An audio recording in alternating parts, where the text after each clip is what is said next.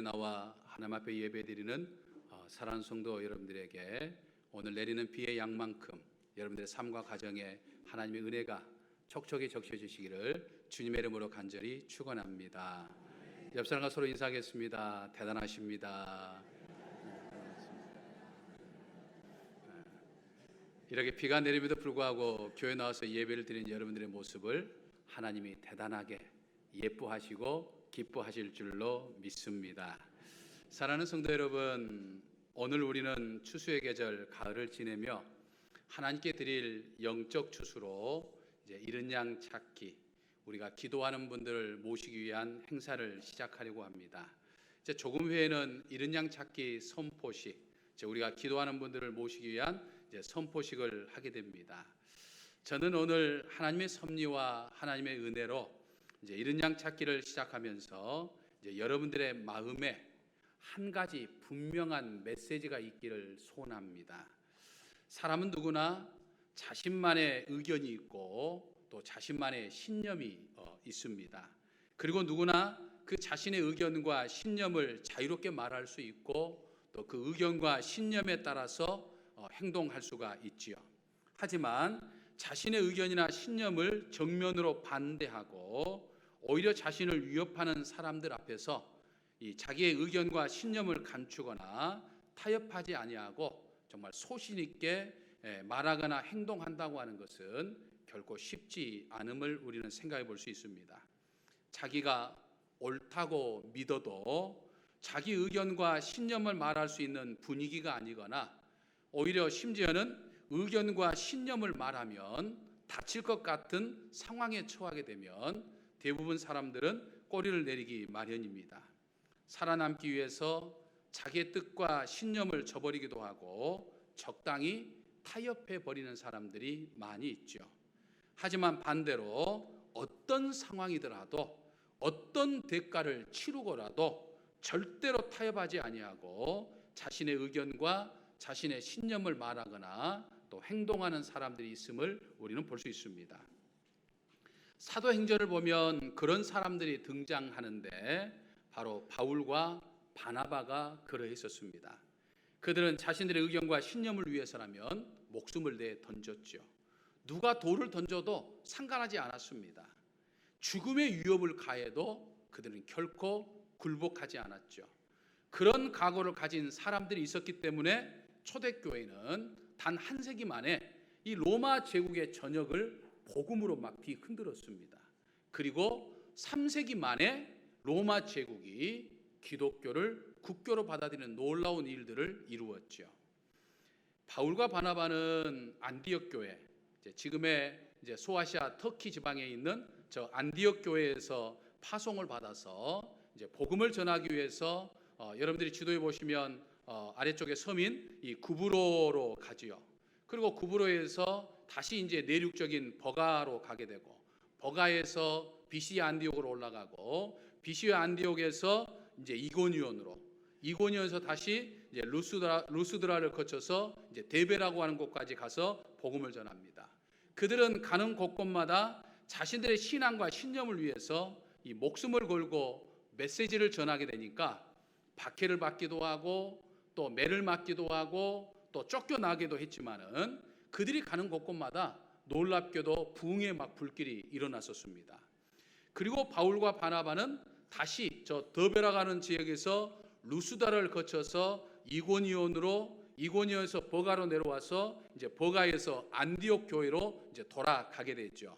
이것이 바로 바울과 바나바가 1차 전도 여행을 했던 이 여정의 이 길 항로였습니다. 1차 전도 여행의 중심지라고 할 수 있는 저 이고니온은 여러 개의 주요 도로들이 교차하는 이 교통과 상업의 중심지인 허브 도시였다라고 하는 겁니다. 바울과 바나바는 이 비시옥 안디옥에서 큰 복음의 성과를 이뤘지만 이제 박해가 너무 심하니까 저 이고니온이라고 하는 곳으로 지금 옮겨가게 되었습니다. 비록 박해를 피해서 오는 길이었지만 복음의 성과를 이미 이루었고 또 성령 하나님께서 함께 하셨기 때문에 아주 그들은 막 기쁨이 충만했습니다. 또 다음 도시인 이고니온으로 가서 복음을 전하게 될 건데 저기 가서 복음을 전해도 아마 복음의 역사가 불일듯이 일어날 것이다 라고 생각하며 꿈을 꾸니까, 비전을 갖게 되니까 기쁨으로 찬양을 부르면서 나아갔을 것을 우리는 생각해 볼 수 있죠. 그들은 얻어 터져 가지고 온몸이 욱신거리며 감옥에 갇혔어도 찬양하던 사람들이었으니까 아마 비시오 안디옥에서 이 이고니온 쪽으로 내려가면서 그들이 찬양을 부르면서 내려갔을 것이라고 하는 것은 우리 미뤄 짐작해 볼 수가 있는 것이죠. 아무도 환영해 주는 사람이 없지만 천군 천사와 함께 걸어가는 길이었습니다. 아무도 모르지만 아마 저 이고니온에 있었던 이 사단 마귀들은, 영적 권세를 가진 사단 마귀들은 전부 지금 이고니온 밖으로 몰려나와 가지고 바나바와 바울이 오는 모습을 보면서 왜 쟤네들은 또 여기까지 오는 것이지? 라고 생각하면서 잔뜩 긴장했을 것이다 라고 하는 것을 우리 짐작해 볼 수 있죠. 왜냐하면 그들의 발걸음은 이고니온에서의 어떤 영적 전쟁의 서막을 알리는 발걸음이었기 때문이었다라고 하는 것이죠. 결국 사도행전 14장 1절을 보면 바울과 바나바의 복음 선포는 이고니온이라는 지역에서 놀라운 붕의 역사를 이루었습니다. 근데 사도행전 14장 1절의 말씀을 보면 이런 말씀이 있습니다. 이에 이고니온에서 두 사도가 함께 유대인의 해당에 들어가서 말하니 유대와 헬라의 허다한 무리가 믿더라라고 말합니다. 근데 이 부분을 이 영어 성경을 보면 as usual이라고 하는 단어를 사용하면서 시작하고 있는데, 이 as usual이라고 하는 이 단어는 늘 하던 대로 라고 하는 그런 뜻을 가지고 있죠. 그러니까 두 사도는 늘 복음을 전하는 대로, 늘 하던 대로 이고니온에서 복음을 전했다. 그러니까 비시옥 안디옥에서도 하던 대로 이고니온에서 전했고, 구브로에서 전하는 대로 이고니온에서도 전했다. 그러니까 늘 하던 대로 복음을 전했다는 거예요. 구브로나 비시디 안디옥이나 그 어떤 곳에서도 전하던 복음의 메시지가 항상 똑같았다는 말이에요. 그러니까 바울과 바나바는 어느 곳에 가든지 변하지 않고 항상 전하는 메시지가 있었다라고 하는 것이죠. 사랑하는 성도 여러분, 오늘 하나님 앞에 예배를 드리는 우리들에게도 우리의 마음에도 분명한 이 메시지가 있어야 된다라고 하는 거죠. 십자가의 메시지, 예수 그리스도의 부활의 메시지, 그리고 주로부터 받은 은혜의 메시지가 막 우리의 가슴 속에 우리에게 있어야 된다는 이야기죠. 사도 바울은 어디를 가든지 바로 이 복음의 메시지를 전하였습니다. 어떤 상황이 와도 이 복음의 메시지를 감추거나 또는 왜곡하거나 때로는 타협하지 않았습니다. 사람들의 비율을 맞추기 위해서 다른 그 어떤 것과도 막 뒤섞여 가지고 믹스하지도 않았다는 거죠. 그러니까 사도 바울은 목에 칼이 들어와도 반드시 전해야 할 메시지가 있었고, 전하지 않으면 막 가슴에서 막 불이 막 올라오는 그런 메시지, 자신을 구원해주는 이 구원의 메시지가 이 사도 바울에게 있었다는 거예요. 사랑하는 성도 여러분, 마음에 분명한 이 신앙의 메시지가 있는 사람은 절대로 신앙적인 방황을 하지 않습니다. 신앙의 방황이 없는 사람은 인생에 있어서도 절대 방황하지 않죠. 이 메시지가 확실하면, 이 복음의 메시지, 신앙의 메시지가 확실하면 절대 흔들리지 아니하죠. 신앙의 메시지, 복음의 메시지가 자꾸 약하고 확실하지 않으니까 다른 사람이 뭐라고 하면 한마디로 하면 위축되기도 하고 주춤하기도 하고 심지어는 교회를 떠나거나 신앙을 포기하는 경우들을 보게 된다는 이야기죠. 그러므로 사랑하는 성도 여러분들에게 바로 이러한 분명한 신앙의 메시지, 이 복음의 메시지가 여러분들의 마음속에 다 있으시기를 바랍니다. 내 삶에서 정말 예수님 한 분만 생각하고 내 삶에서 예수님만 나타날 수 있는 그런 메시지가 분명해야 된다라고 하는 거죠. 많은 그리스도인들이 예수님을 믿긴 믿는데 목숨 걸고 믿지 않습니다. 그저 주일날 옷 잘 차려입고 쿨하게 주일 예배 한번 참석하는 정도이죠. 그것도 바쁜 일이 생기거나 어떤 직장 상사가 불편한 기색을 내보이거나 가정에 어떤 일이 있다고 한다면 적당히 타협하면서 주일 예배에 빠지기도 하는 것들을 보게 됩니다. 솔직히 이제는 초대교회나 이슬람 국가에 사는 사람들처럼 우리가 이 복음의 메시지를 내 가슴에 간직하기 위해서 목숨을 걸 만한 상황은 전혀 없어요. 여러분들이 예수님을 믿는다고 해서 내 목숨을 빼앗길 만한 상황은 전혀 없습니다. 그래도 마치 정말 우리가 목숨을 거는 것처럼 어떤 상황에 처한다 할지라도 결코 타협하거나 흔들리지 않고 정말 주일 예배를 드리는 등 이 신앙의 메시지를 우리가 가슴에 품고 살아야 된다라고 하는 거죠. 저는 오늘 이렇게 비가 내리는 날씨에도 불구하고 주일 예배를 드리기 위해서 이 자리에 있는 여러분들이 바로 그런 그리스도인들이라고 생각합니다. 여러분들의 마음속에 신앙의 분명한 메시지가 있기 때문에 저는 이 자리에 있다고 생각을 합니다. 아멘이십니까? 예전에 이 김대중 대통령 시절에 이 재미난 에피소드 하나가 이제 전해져 오고 있습니다. 청와대 비서관 중에 이제 대통령의 이제 의전을 담당하는 이제 비서관 한 사람이 있었는데, 한 번은 이분이 이제 주일이 되어서 교회 가서 하나님 앞에 예배를 드리려고 집 밖을 막 나서는데 대통령께서 지금 급히 찾는다고 하는 전화를 지금 받게 된 거예요. 그래서 그분이 자신에게 전화한 사람에게 이렇게 이야기를 했다 합니다. 내가 지금 교회 가서 주일 예배를 드려야 되니까 주일 예배가 끝나면 내가 찾아뵙겠다고 그렇게 전해달라라고 전화를 걸었다는 거예요. 그리고 아예 전화기를 꺼버렸다는 거예요. 그리고 이제 교회 가서 예배를 드리는데 마음이 걱정되는 부분이 있더라는 거예요. 하지만 끝까지 이제 예배를 드리고 이제 부랴부랴 청와대로 들어가는데, 그때 마침 대통령 비서실장이 김중건 비서실장인데, 이 김중건 비서실장도 그때 허겁지겁 청와대로 이제 들어오더라는 거예요. 달려 들어오더라는 거예요. 이 김중건 비서실장도 교회 장로님이라 예배를 드리고 간다면서 이 양반도 전화기를 꺼버렸다는 거예요. 두 사람은 대통령 집무실에 들어가면서 야, 오늘 이제 대통령에게 좀 한 소리 듣겠다, 야단 좀 맞고 질책 좀 듣겠다라고 생각하면서 이제 서로 동료하며 이제 이 대통령 집무실로 들어갔습니다. 실제로 대통령이 급해가지고 전화를 했는데, 아니 비서실장과 의전 비서관이 전화까지 꺼버리고 그리고 두세 시간 만에 나타나니까 대통령이 화가 나 있었던 거예요. 하지만 두 사람은 예배 때문에 그랬다고 이야기를 하면서 대통령에게 이제 죄송하다고 말을 하니까 이 김대중 대통령이 가만히 있더니 그러더라는 거예요. 아, 나랑은 게임도 되지 않는 아주 높으신 분이 부르시는데 내가 뭘 모르고 두 사람을 방해했으니까 내가 미안하다. 내가 앞으로는 다시는 두 사람을 주일 내는 부르지 않겠다. 이렇게 이야기하시더라는 거예요. 그리고 그 후에 대통령의 신임이 더 두터워졌다는 거예요.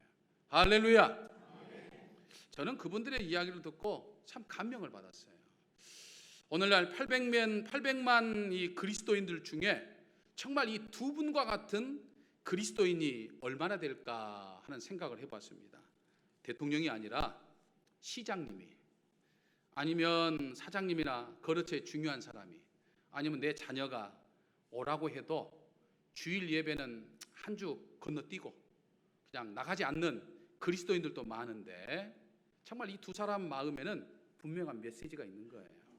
타협할 수 없는 신앙의 메시지가 그들의 마음속에 있었던 거예요. 저는 오늘 주일 예배를 드리는 여러분들의 가슴에도 이 분명한 메시지가 있으시기를 바랍니다. 상황에 따라 변하거나 또는 위축되거나 또는 세상 사람들이 교회에 대해서 비난의 소리를 한마디 하면 나는 교회를 안 다니는 것처럼 슬그머니 내 신앙을 감추는 그런 메시지가 아니고, 목에 칼이 들어와도 나는 주의 자녀야. 목에 칼이 들어와도 나는 예배를 드려야 돼. 목에 칼이 들어와도 내가 정말 세상을 행복하게 만드는 삶을 내가 살아야 돼. 목에 칼이 들어와도 내가 기행신앙의 삶을 살아야 돼. 이런 분명한 복음의 메시지가 오늘 예배드리는 여러분들의 가슴에 다 있으시기를 주님의 이름으로 간절히 축원합니다. 여러분, 예수님은 여러분들의 삶 속에 격가지가 되어서는 안 됩니다. 예수님은 여러분들의 삶을 지탱하는 뿌리가 되어야 돼요. 예수님은 여러분들의 모든 것의 모든 것이고 여러분들의 전부의 전부가 되셔야 하는 거예요. 바울과 바나바가 그랬다는 거예요. 물론 오늘날 우리는 바울과 바나바처럼 그렇게 똑같은 삶을 살 수는 절대 없습니다. 하지만 적어도 우리의 믿음만큼은, 우리의 마음만큼은 그러해야 된다 이 말이에요.